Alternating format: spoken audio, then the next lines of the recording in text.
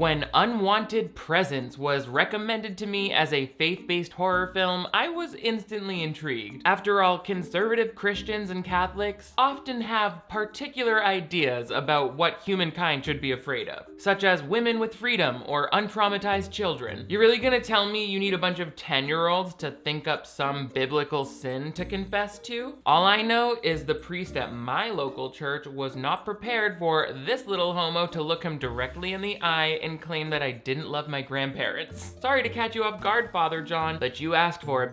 While that proves that I've always had a flair for the dramatic, even I have my limits. And the heightened performances in this scarily bad Christian horror took me right up to the edge. It's almost hard to decide which parts of this awful morality tale make the most iconic duo. Is it the improvised dialogue and horrible editing, the frosted lipstick and stringy hair, or the dismissal of mental illness and belief that suicide is caused by fallen angels who make us sad? I'll let you decide, but only after I've thoroughly made fun of all of those aspects in another faith-based, don't worry I forgave my grandparents before they died, installment of Clip Breakdown. Hello television viewers, my name is Nick. Thank you so much for joining me once again on my channel for another installment of Clip Breakdown. This is the playlist where we dive into our favorite movies, TV movies, and other such content here on the web to determine if it's a Jesus gold star or a sin in the devil book by looking at each individual clip and me laughing about it. But before we get into it, make sure you give this video a big thumbs up if you want to see even more clip breakdowns on faith-based horror films like this. But most importantly, if you're new to my channel, I would love to have you click that subscribe button. 2 new videos every week. And just in case you're wondering, the reason I'm drinking 2 Slurpees today is because one is blue and one is red. And that's all the explanation I think I need to give. What I need an explanation on, though, is how this movie got made. Also, I know that 3 people recommended this movie to me, and if I were a more organized Twitter user, I would thank you by name, but thank you to the 3 people. Let's start by getting some background on this character who is not we're gonna get a lot of fake outs about who the main character is, and that's just based on the bad writing. So the movie actually opens with seeing a woman who seems to be contemplating taking her life, and she's flashing back to all the negative times of her life.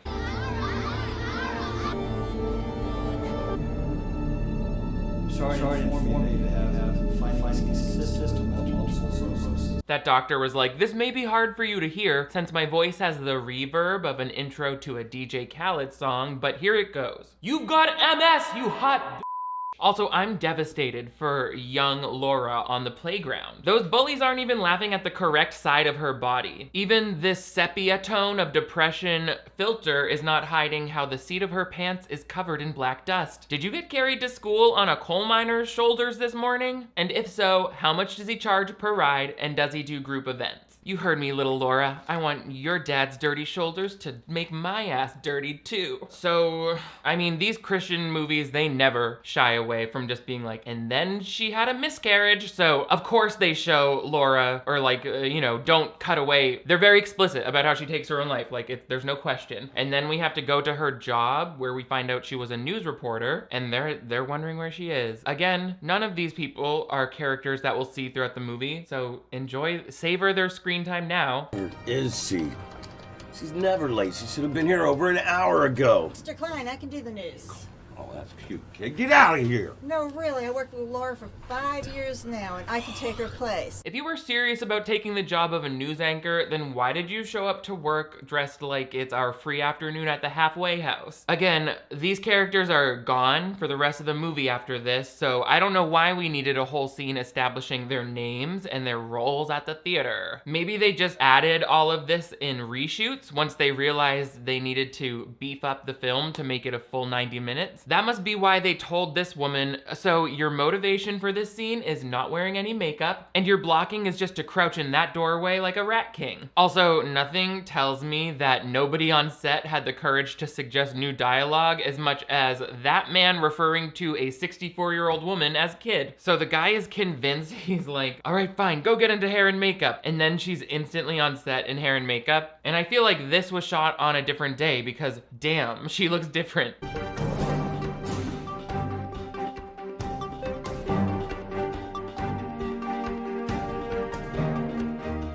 Okay, I I think that's enough translucent powder for now, Camille. Can we maybe bring in some cheat color to try and counteract the dead expression in your client's face? I know this part of the movie doesn't even matter, but to me, the most shocking paranormal event in this entire screenplay is how they got this lady into a brand new wig and at least an hour-long appointment at Beauty Services by Sephora in the span of 10 minutes. Anyway, we're about to go live, so let's have quiet in the studio, which is actually a church, because we can see the covered up piano in the corner. The deacon said we could shoot a horror movie in the rectory so long as we promise not to scuff up his baby grand. This was shot in Florida, by the way, so I guess that's what my accent was there. Anyway, Laura's friend, who also doesn't matter, goes to check on her. And when she goes to see why her friend's not at work, at least she remembers how important it is to remain calm.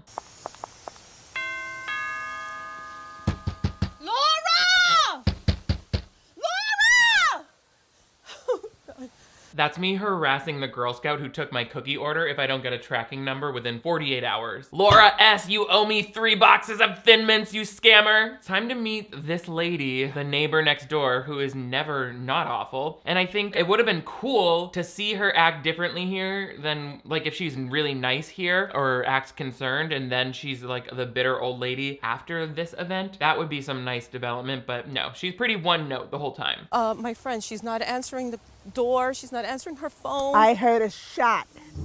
She's probably dead. No, Just like all the others. I mean, yeah, she's probably dead now, thanks to you not reporting that gunshot you heard last night. Real neighborly. You better swap some fresh batteries into that life alert button, Senora Snaggle. Because I don't think anyone in this neighborhood is gonna be making any welfare checks on you if you ever get snowed in. So you can drink water out of the toilet and starve. Tragically, Laura's body is discovered. And then we get like a very simplified police investigation where they try to track down her living relatives, and her best friend at work is like, I don't know if she has any family. It's like, well then how long have you known her? But anyway, they get in touch with an aunt who sells the house. Why do we need to see any of this? Thank you for calling the law offices of Preston Woods. How can I help you? Okay, give me just one moment and I'll transfer the call over to him. Hi, you've reached Patricia, personal assistant for both the business in the front and the party in the back. I will now pause for the length of a real-life phone conversation to make sure everyone can hear the audio watermark on this music we stole. How can I help you? Was there really not a single Christian in the congregation willing to donate the $100 required to license that premiumbeat.com? I'm sorry, but that seems like bullshit. You're cheaping out and ripping off the creator of that song. Meanwhile, all the priests in this city seem to be walking around with fresh sets of top and bottom veneers.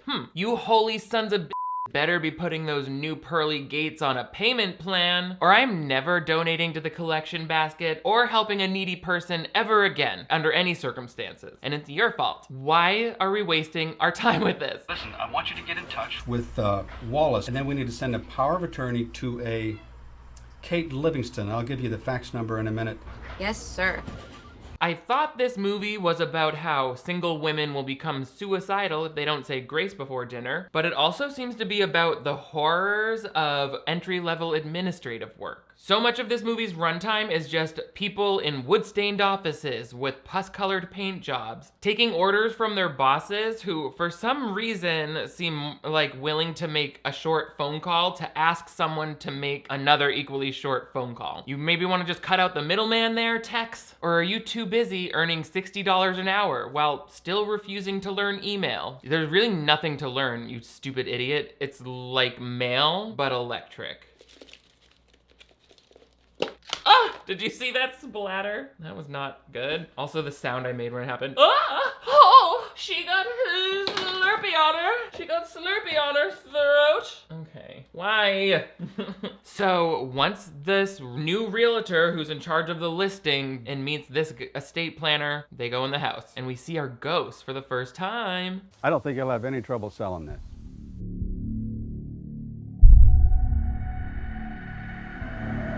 Looks like someone is already here for your open house, but I can't imagine she has good credit because she looks dusty, disheveled, and angry, like the little girl from True Grit. Hey, you at the top of the stairs, stop sucking up our free air conditioning and come back when you can afford a Dove beauty bar. The horror in this horror movie never escalates beyond the ghost of Laura just standing there, so I at least wish they could have introduced her more carefully than just a random, disjointed shot of her looking down at them all like the angry in-law who lives in the upstairs apartment. Now they walk into the room. We don't see the crime scene or the blood or anything, but they're reacting to it.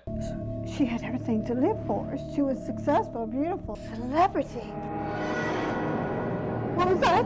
Well, I think one of you just queefed and is trying to blame it on a ghost encounter, but who knows? Maybe the central air just kicked on and that's what caused your one-ply hairstyle to move a little bit. Did Bellamy Wigs drop a collab with The Crypt Keeper this fall? We know that Laura was a celebrity newscaster. We know this woman is a real estate agent, but our actual main character, who we've yet to meet, we never find out what her actual job is. She's just lucky they even let her buy this house. I just found out that it wasn't until the 1960s that women were even legally allowed to own a bank account. And then in 1974, the Equal Credit Opportunity Act made it so that all banks had to allow women to apply for credit cards without the signature of their husband, because some banks were still outright refusing to sign credit over to unmarried women. That was like not that long ago, less than half a century. It always baffles me to how much of a late start there was to even moving towards equality for all genders. Because nowadays, women, especially women of color, are really pushing like new frontiers with entrepreneurship. And they're doing it while 44% of women report that they're the sole breadwinners for their household, while only 14% of men do. And you can imagine even more than 44% are the sole caretaker of children. The way we can help parents with these types of challenges is by things like the Family Support and Paid Leave Act or the Child Tax Credit, which could be expanded further in 2022, past last year, by providing support to women and particularly working mothers. It's providing the foundation to help with like other larger equity issues in the future. But we don't have to worry about Margaret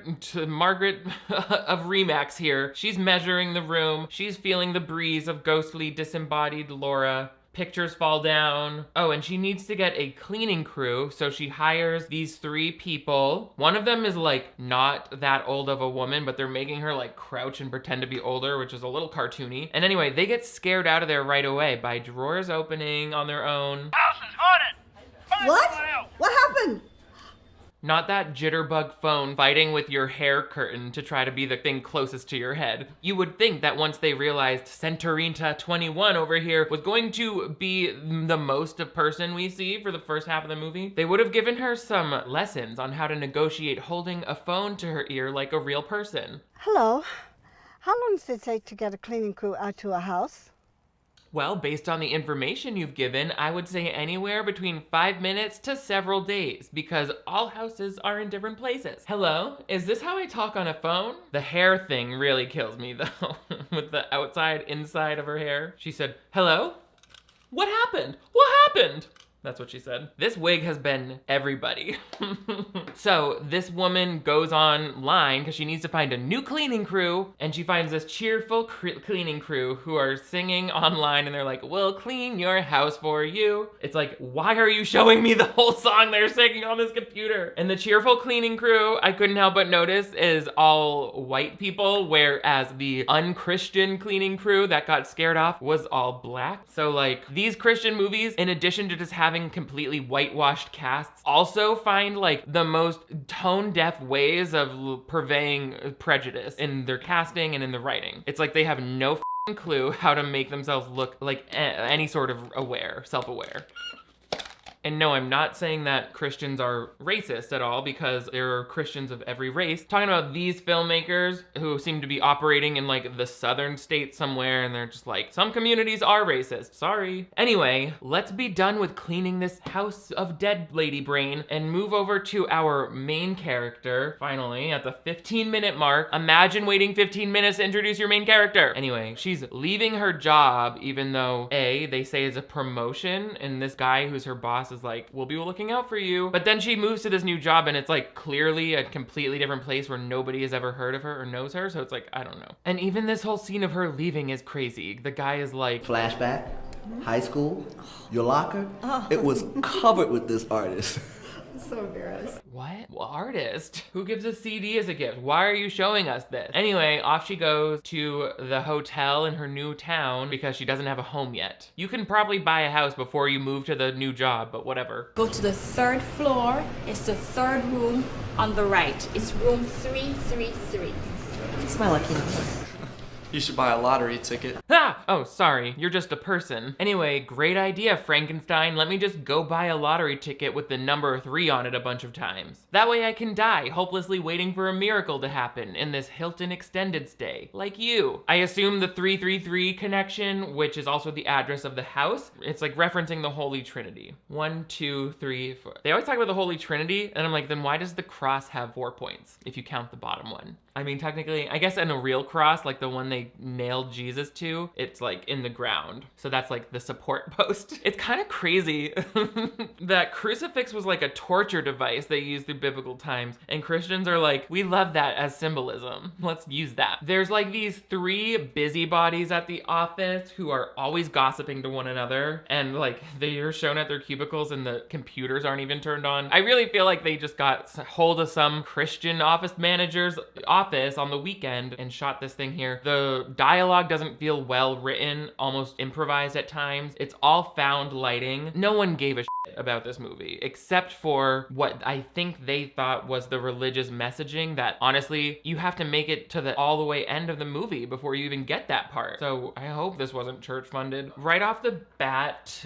I think I dried this lipstick out. No, it's fine. So Lindsay gets along with her new assistant Carrie pretty soon, and she wants to jump into the Shark Tank right away and let her fellow team know what she's planning to do for unnamed company. Carrie, I'd like to have a meeting, and I'd like to schedule that meeting today at 4 o'clock in the conference room. And please let them know that it is mandatory. She's like, it's my first day here, so I want to make sure everyone gets a look at my weird indoor boy band sunglasses. Her assistant is like, yes, Mrs. Skywalker, should I also let people know they should bring a carved wooden sphere to add to your decorative basket here? Our previous boss will collect these so he could swallow them whole like a python to get his insoluble fiber. Wait till you see this meeting she holds. If I worked at this company, I'd be like, I didn't know what we did here anyway, but now I'm even more confused. Our goal is to be #1 in the industry.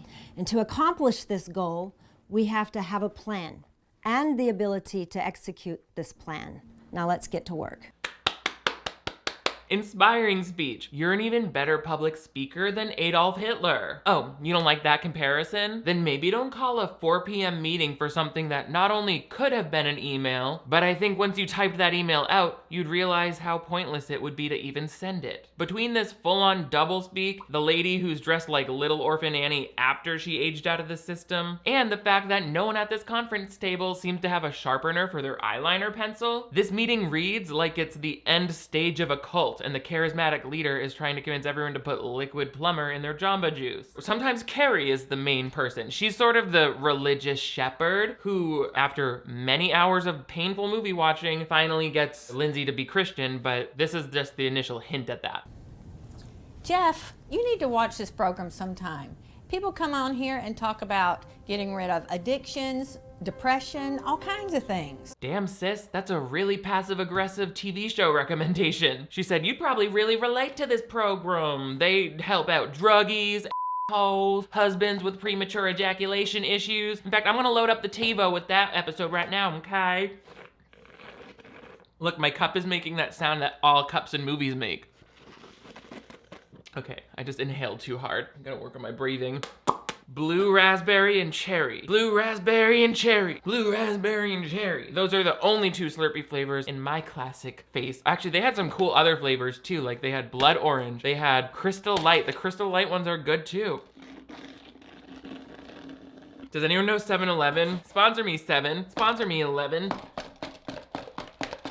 Okay, so the cheerful cleaning crew shows up in the same like Arial black lettering on a solid t-shirt that every, you know, uniformed character in this movie has. And we get to feel that this might have a religious solution right at the outset, but very vague. Like, you have to dig for this. In his hands, he's got the whole world. Guess whatever's been spooking everyone doesn't like that song. Okay, so I guess we know the ghost probably wasn't homeschooled for religious reasons. Mama, I don't like this song either, but that mostly has to do with how the bippity boppity boo triplets over here have been singing that chorus a cappella for 6 minutes straight. It would take them all afternoon to clean my house because I would have to keep stopping them to be like, ladies, wait, you can finish cleaning the bloodstains out of my toilet bowl after we tighten up those harmonies. Me, Liliana Grace, this is your starting note. Faith, you're up here, so try not to be so sharp. And I'm singing soprano. Mary Catherine, you're bringing down the whole group so you can just leave. He's got the whole wide world in his hands.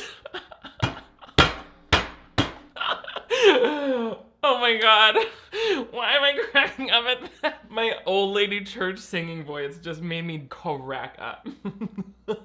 Super religious kids always have like 6 first names. They're like Juliana Gracie, Gaga, Peter Michael Pommel, Vacation Bible Study Group. One way or the other, Lindsay at the office gets in touch with hair curtain lady, the realtor, and she's like, I think I've got the perfect house for your nerves. So after work, our girl Lindsay goes to check out the home.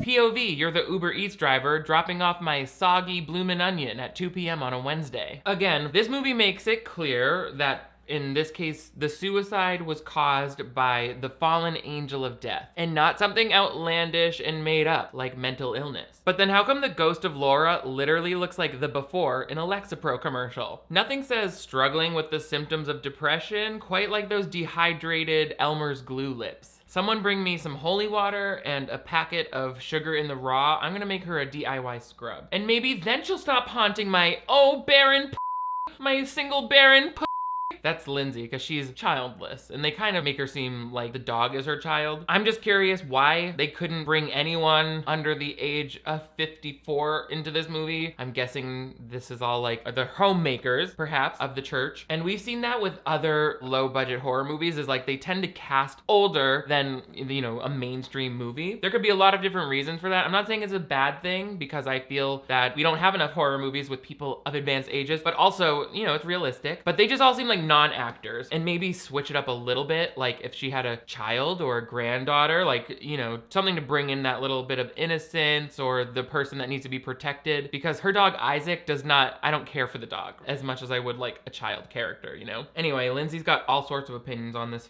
dead lady's house. This room's really nice. Yes, it is. Don't you think this rocking chair looks a little out of character for this decor? The previous owner cherished that chair. Just a little old and odd looking to me, don't you think? I mean, this whole room is sort of decorated like a funeral parlor. So no, that one particular haunted chair didn't jump out at me. What's so odd looking about it to you? The craftsmanship? The neutral appearance of furniture that isn't covered in crushed velvet? God, I hope this ghost finds a way into your veins and just stops your heart. Sorry, that was too far. I must have a demon inside of me. Let me just take a minute to get right with the Lord. Michael, row the boat ashore, suck my hole. All right, we should be good now. Let's move on. So you obviously, Lindsay is taken with the home right away, and she's like, I'm gonna buy it. She buys it fully furnished, right down to the bedspread that she doesn't change. It's like, that was literally just dry cleaned full of human blood, but okay. First day in the neighborhood. Let's see what happens.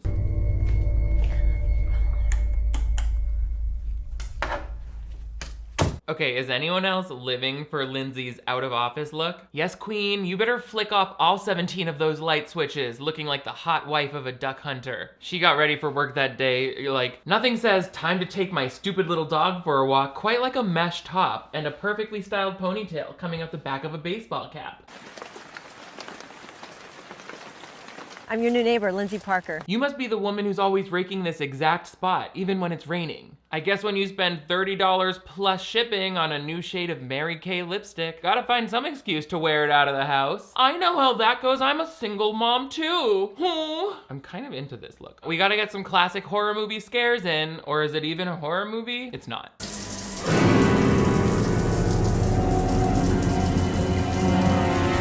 It's wild to me how that's what people with resting bitch face have to look at in the mirror every morning when they get ready. I have the opposite problem. I smile too much. Sometimes I'll catch my own happy reflection in a car door and I'm like, oh no, if I saw that guy, I would ask him to help me move furniture. I hate how this ghost literally has cartoon steam coming off of it, like a pie that's cooling in the window of a Disney film, looking like Who Framed Roger Rabbit up in here with your ghost. Some random new woman, I don't know why these people all look the same and all have the same hair and they all have similar names. A new woman who is also new at the office joins Lindsay. They go out to dinner. I'm like, I don't have room in my brain for another character. Why are they giving all these people parts? Being new, I haven't gotten out much. Excuse me, ma'am. The gentleman over here bought you the house appetizer. Who buys an appetizer for two ladies at a restaurant? That guy at the bar is like, you ladies better eat up those pulled pork egg rolls. I can only get it up when my partner is bloated. I wanna that corn salsa right out of you. Ooh. I somehow forgot to mention it because my brain hates remembering stupid things. But when Laura took her own life, she also was writing all of her thoughts in a journal that we never know what it says in there. So that would have been a cool story device if it had some revelation at the end. Because as it is, Lindsay discovers it in the closet and so she throws it out, but it keeps reappearing all over the house. So phantom journal that she never bothers to read, even though that could probably give us some info on how to beat the ghost, right? No. So Lindsay's a little freaked out about the candle being mysteriously lit and the journal moving out of the trash into her nightstand. So her new coworker suggests she has a little housewarming dinner party with all of her coworkers to see if the ghost comes out when she's not just like in her head alone. And all of the coworkers are instantly scared off when the bathroom is like torn apart when someone goes to use the restroom. I don't know why she has the guests use her master bathroom in the bedroom, but whatever. Hold on, I gotta swirl these. You know when you swirl them to get all the juices incorporated? This feels sexual for some reason. Corn salsa! My corn salsa hole. How is this even allowed on YouTube when I say shit like that? Not that I'm complaining. So now everyone at the office is like, we are out of here, you're nuts. And these ladies are like, you should come stay with us, Mary Beth. And she's like, I'm not leaving my house, which would be like maybe a cool standing my ground character moment if she was like, this is my house, I have to protect it, like Kevin McAllister. But these women leave, they're like, all right, we can't change her mind. And then she basically like leaves the house right that night. A murder. The house was vacant and on the market. The man brought a girl here, a young girl here.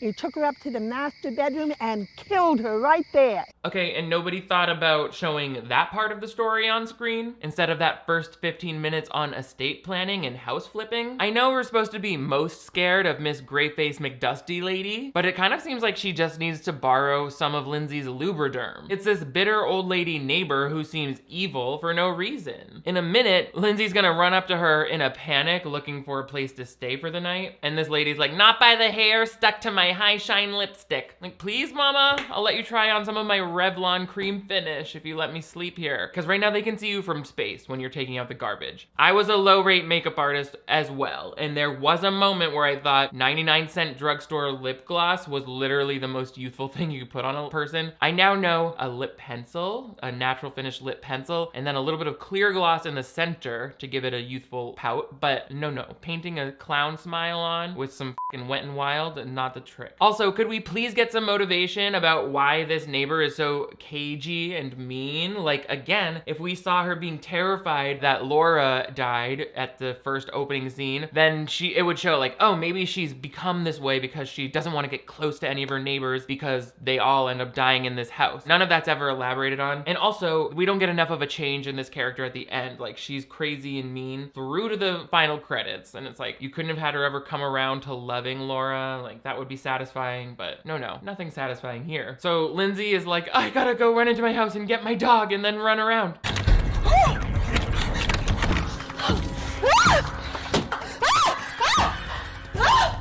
my God!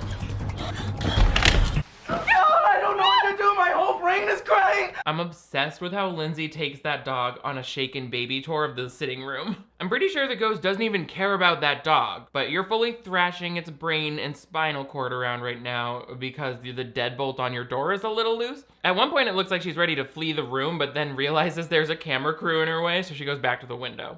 So she runs back to this movie. She runs back to the neighbor's house, who does let her in eventually, although the next morning she's like literally so rude. I hope that if I ever buy a house, the neighbors are nothing like this. Thank you for letting me. Just leave. And take that animal with you. That I'm borrowing your ball bat. First of all, I don't have time to figure out why I hate that you called it a ball bat, so just call it a baseball bat. Then I'll just chalk my criticism up to the terrible audio mixing in this thing. Second of all, what are you even gonna do with a bat? Everyone in your life is like, Lindsay, you need to pray this ghost away. And she's like, I took a Louisville slugger to both headlights, slashed a hole in all 4 tires. All right, mama, that was your own car, but go off, I guess. Ooh, now is now. I couldn't have imagined this. I know what I saw. There was blood everywhere. That's me having PTSD flashbacks to my summer of hemorrhoids, which was just last summer, by the way. And the forecast is predicting this upcoming summer as well. But don't worry, I'll wear a sanitary napkin if you invite me to your pool parties. Also, she needs to not have that bat right against her lav mic. Also, this is the reason why you normally do a boom mic on professional set here. Hi, welcome to the studio. I mean, they'll often have lav mics too for like redundant sound. You know, you always have something that's not on the costume because people touch, people rustle, people rattle, and she's legit little leaguing her own microphone in there. Also, the boss, like she goes through this really kind of the motions of this third act horror movie formula where it's like, I'm so exhausted from the ghost in my house. And the boss is like, are you okay? But other movies do a much better job at replicating the stress of having something personal going on while you're trying to do your stupid office job. You know, like Drag Me to Hell, it showed like her boss at work being like, take a few days. You feel like they're gonna lose their job because of this thing. So I would have loved if they could have given us that, but no. Someone finally convinces Lindsay to call not just 1, but 2 psychic, undead type of communicators. One is a psychic called Socrates the Great, and the other is a ghost hunting team from television. So this is Socrates the Great. I went very quiet this time. I meditate.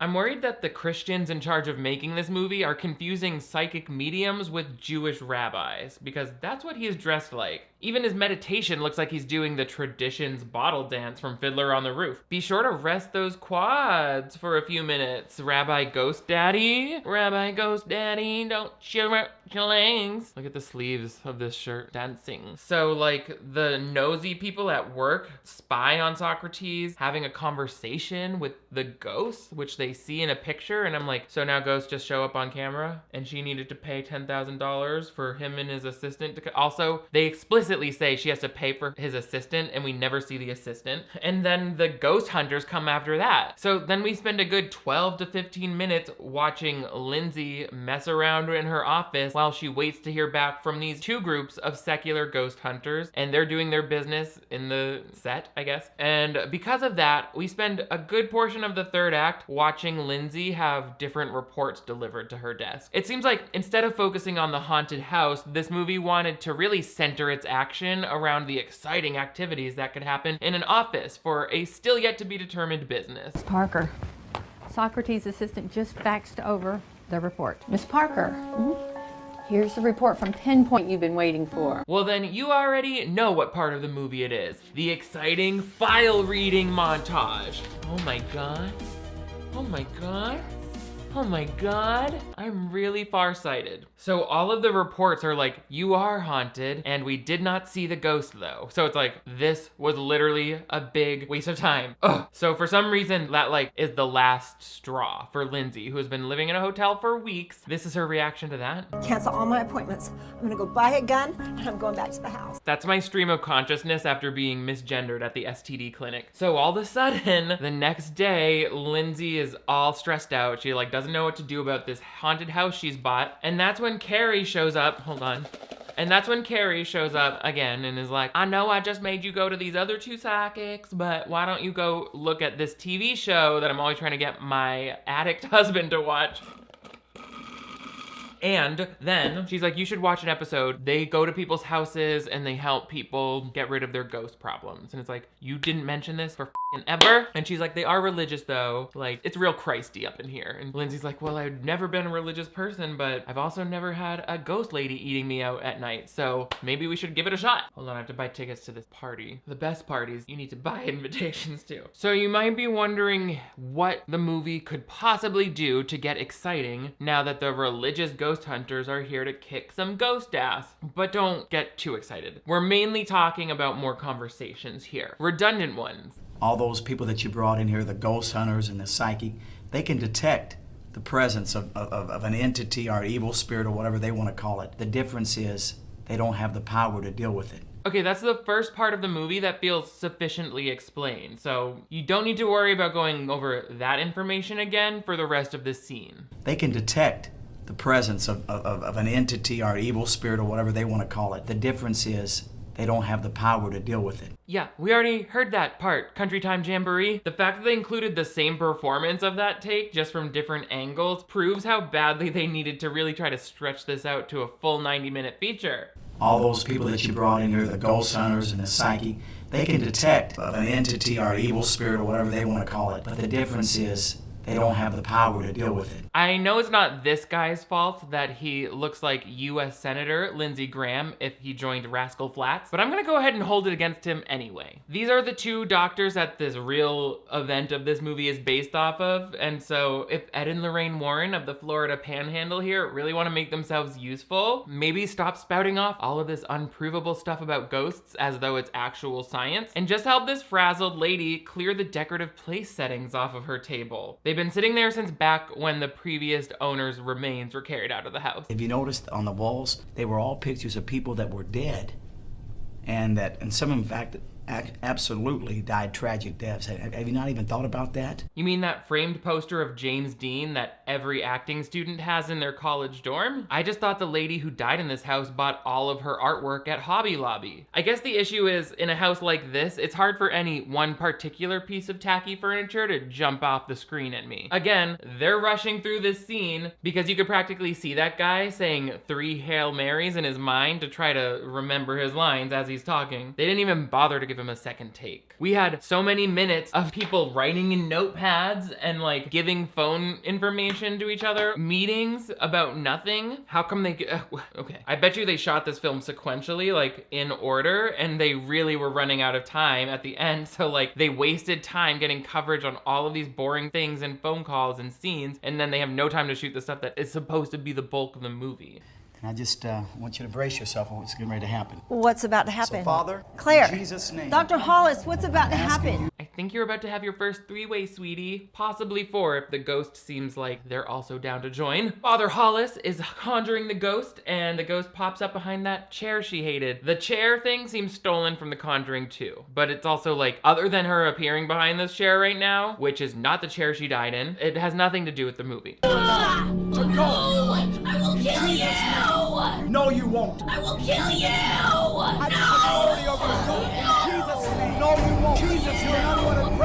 Yes, nothing makes the paranormal antagonist of your movie scarier than showing them for too long or hearing them speak, especially when their voice is just that of a mom yelling at their kid in the toy aisle of Walmart. Now, I know the filmmakers were just as excited to get done with this movie as I am, because this is the climax, and they still recycled Ghosty's one take saying, "I'll kill you!" 3 different times in that scene. But then the ghost is screaming in pain and then just easily disappears. I mean, it would have been nice if we saw the ghost find some sort of peace, but again, the ghost wasn't really a ghost of Laura. It was the death spirit pretending to be Laura that convinced Laura to take her own life. I know. It's bad. It's bad, Mama. Lindsay, whenever you accept Jesus as your personal Lord and Savior, He gives you the Holy Spirit that comes in you. I'm sorry, can you repeat those instructions on how I get the Spirit to come in me? What is with the way Christian leaders talk about this kind of thing? They're always like, y'all need to open up your hole to the Holy Ghost so they can pump their angel seed inside of you until salvation is just dripping down your leg. Like, sir, that is such a weird way to describe what happens at Sunday Mass. You've got a marketing problem. But then we flash forward to 2 years later. The company is #1, just like she was planning.